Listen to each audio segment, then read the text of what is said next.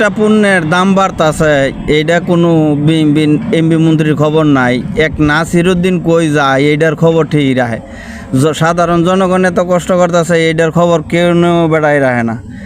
কাঁচামরিচের দাম 400 টাকা কেজি হইতেছে, প্রত্যেকটা জিনিসের দাম বাড়তেছে, এটার খবর নাই। নাসিরুদ্দিন কই যায় এটার খবর আছে।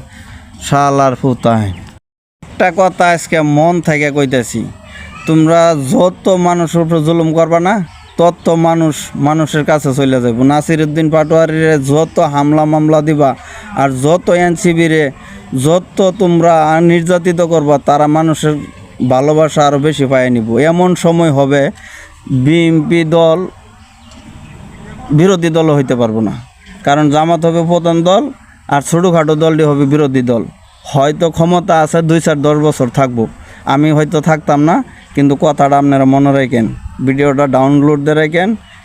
এক সময় হব, কোনো সময় দেখবেন সংসদে বিরোধী দল হওয়ার যোগ্য রাখবে না এই বিএনপি দল, কারণ হলো তাদের কার্যকলাপে।